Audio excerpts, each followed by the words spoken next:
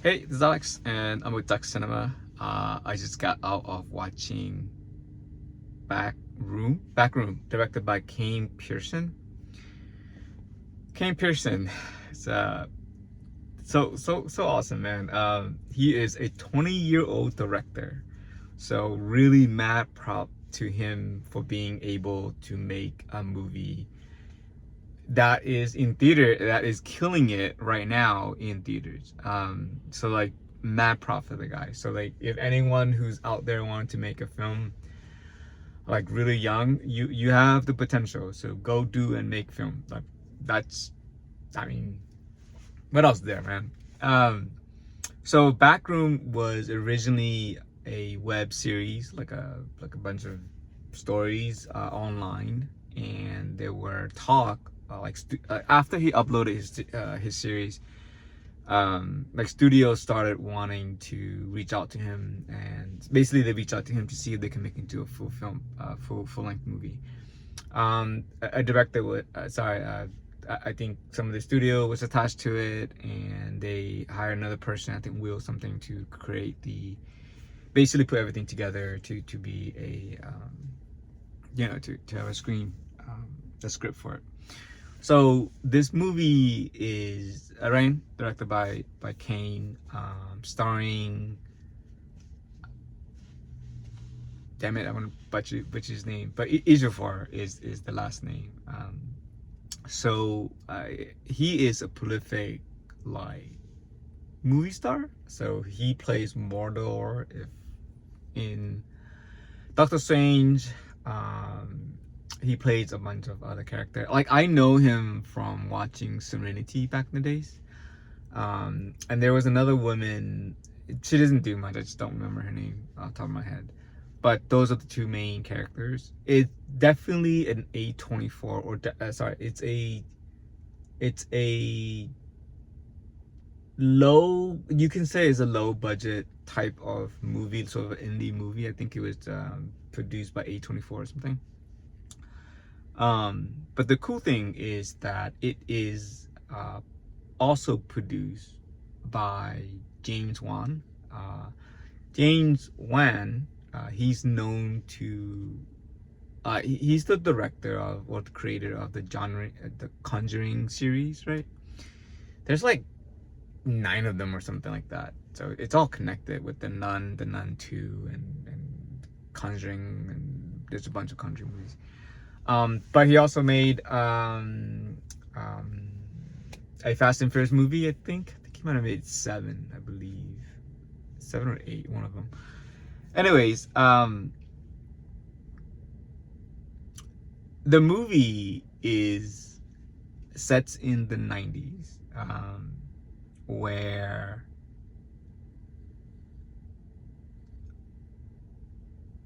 yeah, I guess it's just sets in the 90s. It's about the main character who owns a furniture store, and one day he found a room that is behind his furniture store. So that room is sort of like an extra dimension room. So like the way I would describe it is sort of like a Doctor Who-ish kind of thing. It's bigger in the inside, or more of like an impossible room.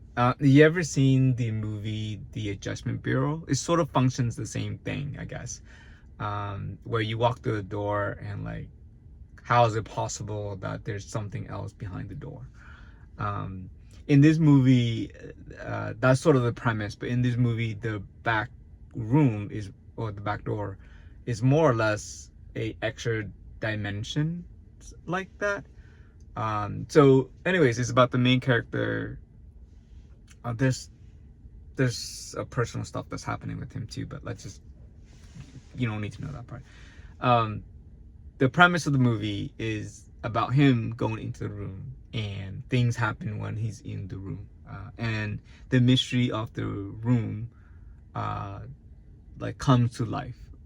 That's more or less the premise of the movie. Like you find out what the hell is the room, and things happen. The way I describe the room is sort of like is the back of a house that it's sort of like the room of requirement. Think about it that way. There's just stuff in there, and there are empty spaces, empty room, and there are room that is just all weird. There was a montage or a few shots of a room, and it transformed into how a shot of a regular room and how it get transformed into an empty room like that, which is sort of like a subtle way of the director kind of hinting at what the room is about. You don't really I think I talk enough about the premise. The whole movie is really about trying to find out what happens. But the coolest thing about this movie is the scariness of it. For an indie film, it is pretty good when it comes to the scare jumps, and everything's in there. But I think you stay because it's scary and the mystery and psychological thriller. There's a lot of build up. So yeah, I was scared in the sense that obviously jumps and so forth.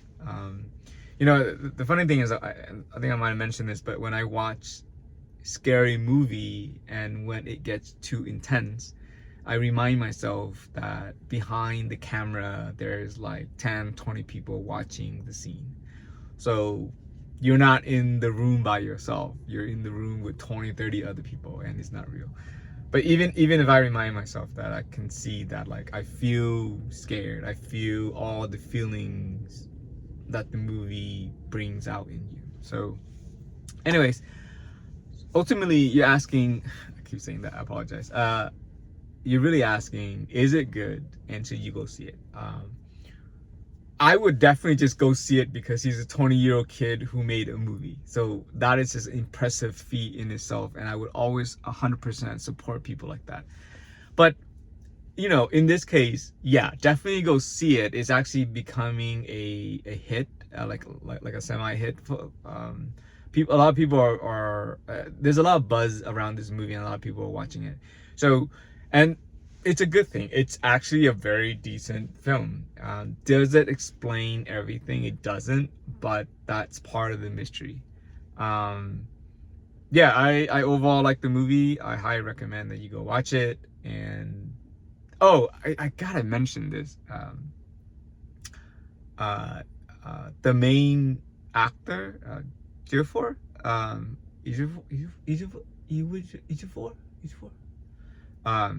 he's very good in this one. Like, he acted the shit out of this movie. It is extremely good acting, and the range of the performance, it's really good. And he's a seasoned actor, so even in a scary movie, he doesn't do scary movie as much. But even in a scary movie, it's very good. So yeah, that's sort of my take. I mean, I don't think he's gonna win Oscar, but like, he's decent. He's pretty good in this one. I'm gonna give this like an 8 out of 10. I normally don't watch horror movie, or apparently recently I've been watching a lot of horror movies, but yeah, I like it a lot. Go watch it. 8 out of 10. And this is Alex with Duck Cinema, and I'm out.